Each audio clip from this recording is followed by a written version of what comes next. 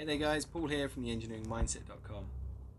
Now in the last video we learned how refrigerants work and how they move thermal energy around a refrigeration system.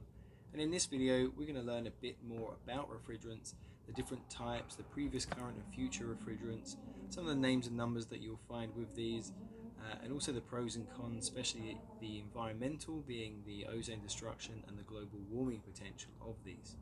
So if you're working in HVAC or studying to get into HVAC or even building services, then you really should know these basics of the refrigerants.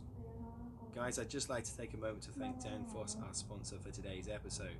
Danfoss is your go-to source for information and resources that can help you through the cooling industry's transition to natural climate-friendly refrigerants.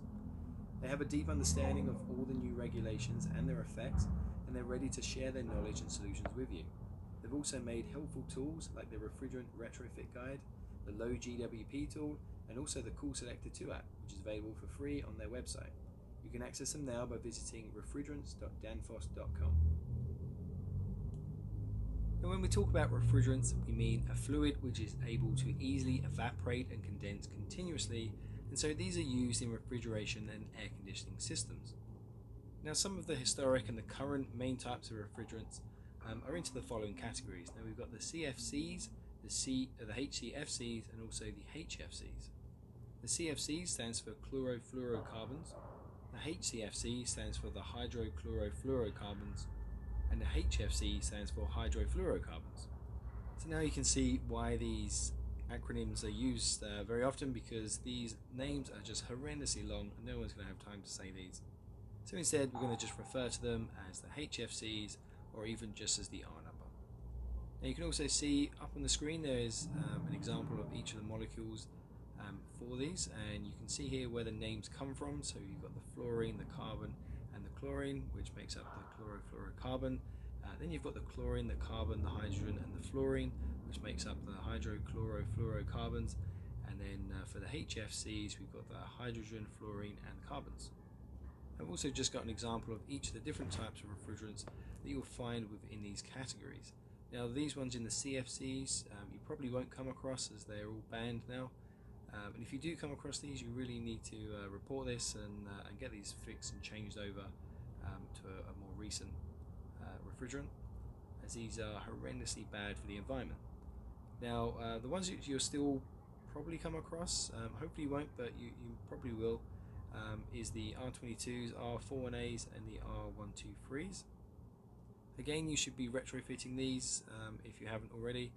And then the ones which you'll definitely still come across are the R134As, the R410As and the R23s, etc, etc. Now all of these have been or will be replaced in the future because of their effects on the environment. So if you're working in the industry or you're studying to get into the industry, then in your career you will see a big transition over to the next generation of refrigerants. Now unless you're one of the scientists developing these refrigerants, then you don't really need to know what all the numbers and letters mean, but just know the basics.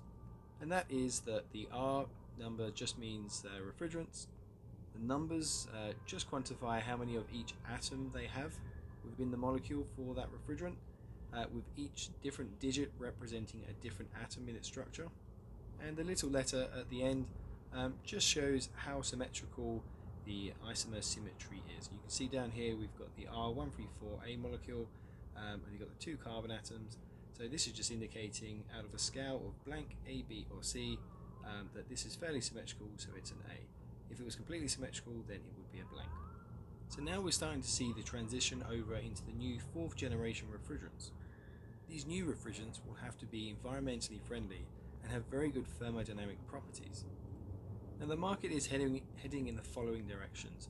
One route is through the natural refrigerants, such as the carbon dioxide, the ammonia and also the hydrocarbons. And these all have very low global warming potential, some even zero, and they all have very good thermodynamic properties as well. Now as they're natural, they're also fairly cheap to also manufacture, so they seem pretty ideal. Now the other route which the market is going down is the route of the HFOs. So these are stepping in to replace many of the HFCs, as these have much lower global warming potential and they do not destroy the atmosphere or the ozone, although some HFOs have found to be quite flammable. but with the right safety precautions, obviously you can use these completely safely. And with the new laws and regulations which are coming in, you will have to start retrofitting your systems over to new refrigerants, and we'll look at more detail on how to do that in the next video. But one thing certainly to consider for now is the glide for the retrofit blend refrigerants. Some of these refrigerants will have quite a high glide, so consideration must be taken for the refrigeration system components to ensure that they will function optimally using these new refrigerants. And there's a lot of guides available out there. You can find many of them online, and if you speak to your refrigerant specialist or supplier, or even your service provider and equipment specialist such as Danfoss, then they'll also be able to guide you on the right path for this. Now, in the early days, natural refrigerants were used, but there was very little to almost no safety regulations, so scientists and engineers were using very dangerous refrigerants. Some of these refrigerants were found to be highly flammable.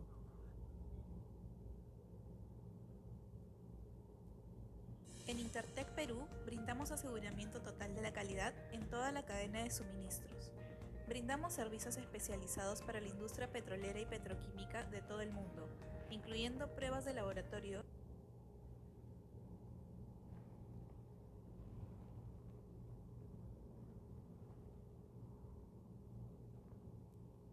Some of these refrigerants were found to be extremely toxic, but eventually scientists came together and started thinking, okay, we really need some better refrigerants now. Then in the 1930s they developed CFCs, which were scientifically tested and were safer to use. They were non-flammable, non-toxic, non-corroding gases, which were very cheap to produce, so they seemed absolutely ideal. However, in the 1970s they realized that the chlorine molecules within these were completely destroying our ozone layer, and so they were banned, and we'll look at more at this shortly.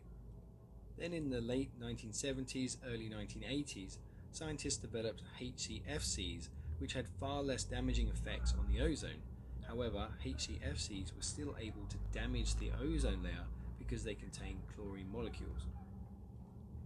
To solve this, scientists came up with HFCs, which did not contain chlorine, so they wouldn't destroy the ozone layer. However, they still did damage the environment because they are greenhouse gases, and so they're also being phased out.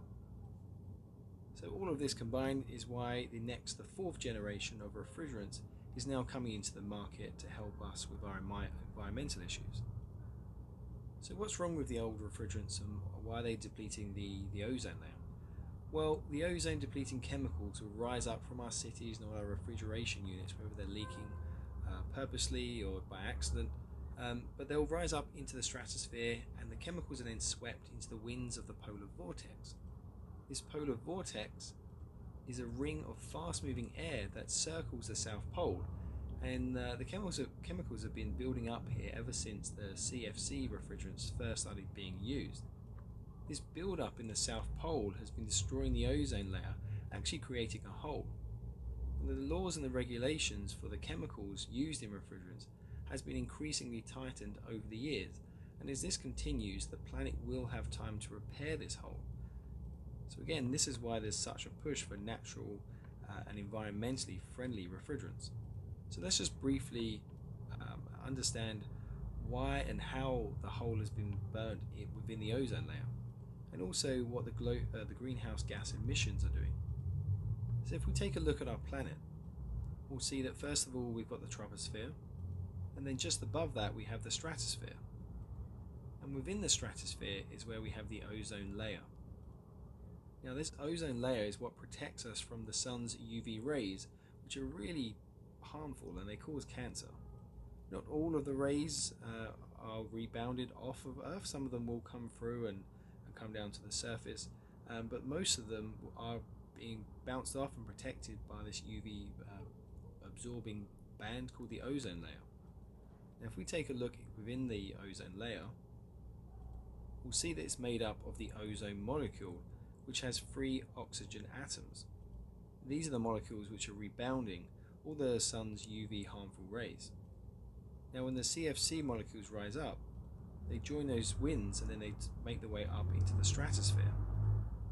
When the CFC molecules are up there in the stratosphere, the sun's UV rays will actually come through and they'll start to break the links of the chlorine molecules away from the CFC main body. When the chlorine molecules break away, it causes a chemical reaction. This chemical reaction means that the chlorine atom actually steals an oxygen atom away from the ozone molecule, and then you deplete the ozone layer, so now you have the chlorine molecules as well as the oxygen molecules. But the chlorine molecule will actually continue, and it will head off to start breaking down other ozone molecules. And the more this happens, then a hole will actually form in there, because now the ozone molecules are actually missing from that pore. And the longer this continues, the more holes will appear and the larger the holes will be, and this will allow more and more of the sun's harmful UV rays through. Clearly, this is not a good thing. Now, the other problem we face is the global warming potential.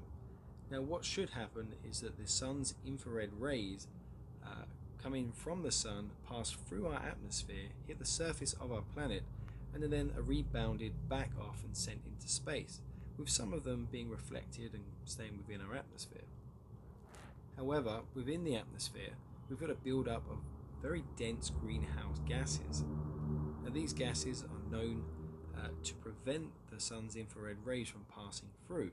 So as the sun's rays come through, they'll break through initially, but then once they've lost some of their energy, they'll find it very difficult to actually break through and then leave our atmosphere, heading back off into space. So some of them will get through, but then more and more will start to actually reflect and stay within our atmosphere, and this will increase the temperature of our planet. Now, there are many things contributing towards these. Not all of them are man-made, some of them are naturally occurring also.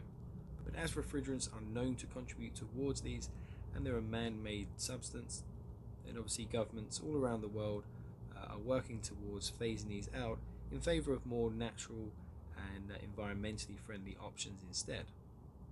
Guys, I'd just like to take a moment to thank Danfoss, our sponsor for today's episode. Danfoss is your go-to source for information and resources that can help you through the cooling industry's transition to natural and climate-friendly refrigerants. They have a deep understanding of all the new regulations and their effects, and they're ready to share their knowledge and solutions with you. They've also made helpful tools like the Refrigerant Retrofit Guide, the Low GWP tool, and also the Cool Selector 2 app, which is available for free on their website. You can access them now by visiting refrigerants.danfoss.com.